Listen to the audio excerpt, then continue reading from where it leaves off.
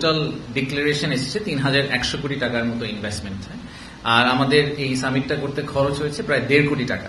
তা আপনারা যদি মনে করেন ঠিক আছে তাহলে একটাকে আরেকটা দিয়ে ভাগ করলে তো return calculation is fantastic, brilliant summit, এর চেয়ে ভালো সামিট হতেই পারে না। আমি প্রথম থেকে শুরু করি, আমি এটা আগেও বলেছি, আমি আবারও বলছি, এই ৩,১০০ কোটি টাকার ফুল ক্রেডিট আমরা এই সামিটকে দেওয়া উচিত হবে না। এই সামিটের আগে অনেক কাজ করে এই ৩,০০০ কোটি টাকাতে ১০০ কোটি টাকাতে আনা হয়েছে।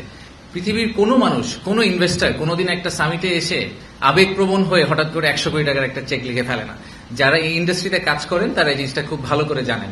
সো যারা সামিটের সাফল্যকে কত টাকা ওই সামিটের 4 দিনে ইনভেস্টমেন্ট হলো এটার উপর বেস করে ক্যালকুলেট করতে চান, তাদেরকে আমার এটা just personal note of advice যে এইটার উপর বেস করে আসলে সামিটের সাফল্যটা আপনারা প্লিজ ক্যালকুলেট করবেন না। আমি পার্সোনালি মনে করি যে সামিটের আমাদের মূল যে উদ্দেশ্যটা ছিল, যে সেটা হচ্ছে যে বিদেশিদের কাছে বাংলাদেশের যে পারসেপশন, সেই পারসেপশনটাকে আমরা চেঞ্জ করতে পারি কিনা। তারা যখন বাংলাদেশে আসে, আমরা এটা আগেও বলেছি যে বিদেশিরা যখন বাংলাদেশে একবার ফিজিক্যালি আসেন, তারা বাংলাদেশ নিয়ে যেই ধারণাটা নিয়ে ফেরত যান, ওনারা যখন গুগল সার্চ করেন তো ওনারা ওই একই ধারণাটা পান না।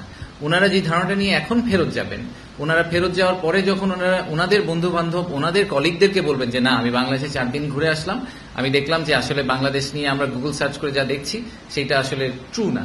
প্রথম 2 দিন আমরা ওনাদেরকে কি করেছি, 7-8 তারিখে ওনাদের আমরা বাংলাদেশ ঘুরিয়ে দেখেছি যে বাংলাদেশে ফ্যাক্টরি করতে হলে ওই প্র্যাকটিক্যালি ওই জায়গাটা দেখতে কিরকম। 9 তারিখ সকালে আমরা ওনাদেরকে আমাদের ভিশনটা দেওয়ার চেষ্টা করেছি, আমরা কোথায় আছি, কোথায় যাওয়ার চেষ্টা করছি। আর 9 তারিখ বিকাল এবং 10 তারিখে আমরা সারাদিন ওনাদেরকে বিজনেস টু বিজনেস বিভিন্ন ধরনের মিটিং করার সুযোগ দিয়েছি, বিভিন্ন প্রশ্ন করার সুযোগ দিয়েছি। সো এই ফুল ওভারঅল 360 ভিউ যেটা আমরা দেওয়ার চেষ্টা করেছি, সেটা থেকে আমাদের এখন পর্যন্ত যে ফিডব্যাক বিদেশিদের কাছ থেকে সেটা হচ্ছে যে ওনারা খুবই খুশি হয়েছেন যে আমরা ওনাদেরকে এরকম একটা অপরচুনিটি দিয়েছি এবং সেখান থেকে ওনারা ডেফিনেটলি অনেক ইনফরমেশন নিয়ে ফেরত গেলেন। ওনারা আমাদের যেটা মেইন উদ্দেশ্য যে বাংলাদেশ যাতে খাবার মেনু থেকে প্রথমেই বাদ পড়ে না যায়, যদি মেনু থেকে আমরা বাদ পড়ে না যাই তাহলে অর্ডার করা তো অনেক পরের কথা। তো most of the cases Bangladesh আসলে মেনু থেকে বাদ পড়ে যায়। তো সেই জায়গাটাকে আমরা আসলে ইমপ্রুভ করার চেষ্টা করেছি সামিটের মাধ্যমে। আর দ্বিতীয়ত হচ্ছে যে আমি আরেকটা কথা ডেফিনেটলি বলতে চাই, সেটা হচ্ছে যে আমার প্রেজেন্টেশন নিয়ে অনেক কথাবার্তা হয়েছে, অনেককে ধন্যবাদ, সোশ্যাল মিডিয়াতে যারা প্রশংসা করেছেন আমাকে ধন্যবাদ জানিয়েছেন। আমি জেনুইনলি মনে করি এটা আমার চাকরির অংশ, দিস ইজ মাই জব। আমার কাজই হচ্ছে বাংলাদেশকে নিয়ে বাংলাদেশকে প্রেজেন্ট করা, বাংলাদেশকে সেল করার চেষ্টা করা বিদেশি বিনিয়োগকারীদের কাছে।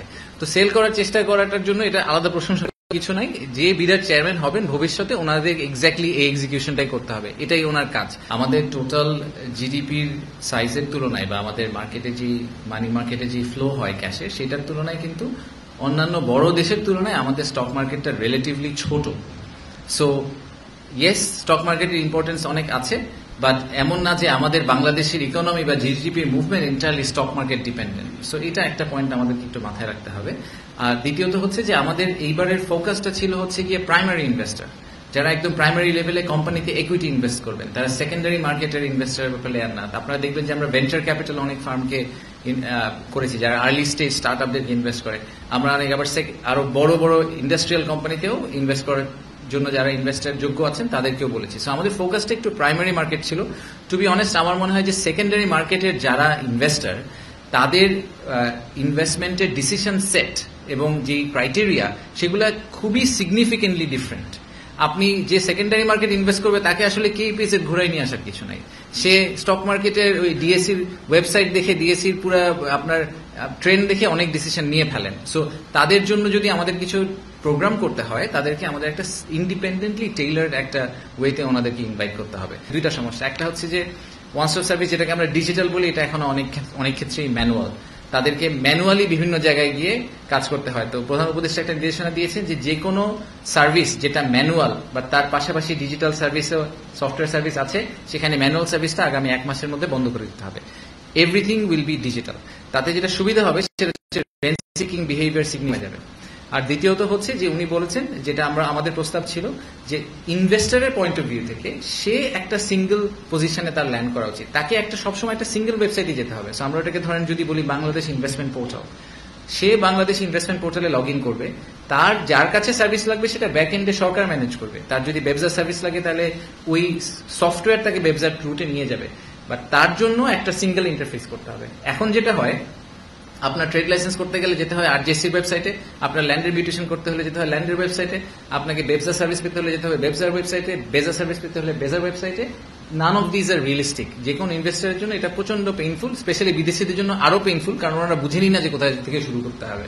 তো এইটাকে আমরা বন্ধ করে আমরা একটা সিঙ্গুলার ল্যান্ডিং প্ল্যাটফর্মে নিয়ে আসার ডিসিশন নিয়েছি। সো একদম টপ লেভেলে ওভারলেইং একটা লেয়ার থাকবে যেখানে ইনভেস্টার ল্যান্ড করবেন, তারপরে সফটওয়্যার তাকে ডিফারেন্ট ডিরেকশনে ডিরেক্ট করে দিবে ডিপেন্ডিং অন তার রিকোয়ারমেন্ট। সো এরকম একটা ডিসিশন নেওয়া হয়েছে আজকে ওয়ান স্টপ সার্ভিস। তো এগুলোই মেজর ডিসিশনস, বাট আমাদের এই ডিসিশনটাও নেওয়া হয়েছে যে গভর্নিং বোর্ডের মিটিং আপনারা জানি না ওনাকে জানেন কিনা, যে বেজা আর বিডার শেষ গভর্নিং বোর্ড অগাস্ট 2020 সালে, পিপিপি অথরিটিটা হয়েছে 2019 সালে, আর